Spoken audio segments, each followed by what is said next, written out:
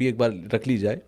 कथावाचक हैं इंद्रेश जी, जिनकी कथाओं में अक्सर वो ये कहते हैं कि ये मोह माया है, ठीक है, और उन्होंने बड़े बड़े पंडालों में शादी की भी कुछ बातें ऐसी कही थी कि मैं वहाँ जाना पसंद नहीं करता। उनकी हाल फिलहाल में एक शादी हुई और शादी में उन्होंने बड़ा ही करोड़ों का पंडाल वगैरह लगाया। लोगों ने ट्रोल इस बात को लेकर किया कि आप इधर कहते हैं कि मोह माया है, ये सब बड़े बड़े पंडालों में विवाह नहीं करनी चाहिए, और आपके खुद की जो विवाह है वो बड़े बड़े पंडालों में हो रहा है। इस पर आपका क्या टेक है? कुछ तो लोग कहेंगे, लोगों का काम है कहना। और इंद्रेश जी के बारे में जानने से पहले उनके पिताजी के बारे में जानिए। कभी भी आप बात करिए कि वो किस परिवार से आते हैं।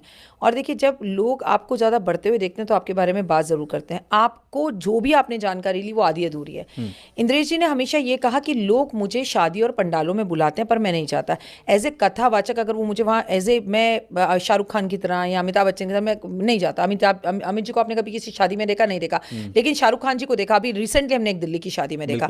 उन्होंने कहा मैं ऐसे गेस्ट जाना पसंद नहीं करता, मुझे ऐसे बड़े बड़े पंडालों में जाना पसंद नहीं। ये नहीं कहा कि बड़े बड़े पंडाल लगाकर शादी नहीं करो। पहले सवाल का जवाब। दूसरा, इंद्रेश जी लड़की नहीं लड़का है। लड़की के माँ बाप ने पंडाल लगाया, अपनी बेटी को शानो शौकत से एक कथावाचक के साथ दिया। वो उनकी मर्जी है, वो कितनी शानो शौकत से अपनी बेटी की शादी करें। हर पिता का एक सपना होता है, उसमें क्या बुरा है? दूसरा, आपने देखा किस सभ्यता और संस्कृति के साथ शादी हुई। चांदी के बर्तनों में खिलाया गया, नीचे बैठकर खिलाया गया, किस तरह से मंत्र पढ़े गए।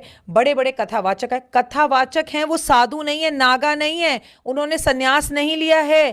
कथा पढ़ना, कथा कहना, प्रवचन देना, इसका मतलब ये नहीं है कि उन्होंने किसी भी जगह नहीं कहा कि मैंने शादी को छोड़ दिया है, मैं ब्रह्मचारी हूं। ये आपको एक बात बोलूं जी, जिंदगी में एक बात याद रखना, उनके लिए जो लोग बोल रहे हैं वही तो मुझे फिर भी हजम होता है। लेकिन आप दिल पर हाथ रखकर बोलिए, जो उनकी पत्नी को ट्रोल किया जा रहा है या उनकी पत्नी के लिए, उनकी पर्सनल लाइफ के लिए बोला जा रहा है, वो कहाँ तक सही है। और मैंने एक बात देखी, जब आप बढ़ते हैं ना, तो कुछ यूट्यूबर्स सिर्फ अपने कुछ चंद व्यूज बढ़ाने के लिए इंस्टाग्राम पर कि लोग उनकी स्टोरीज को देखें, फर्क कुछ नहीं पड़ा। वो जोड़ी आज भी बड़ी खूबसूरत है, ट्रेंड कर रही है। बात उसी की होती है जिसमें कुछ बात होती है। तो मैं तो कहती हूँ उन्होंने जो किया बिल्कुल सही किया।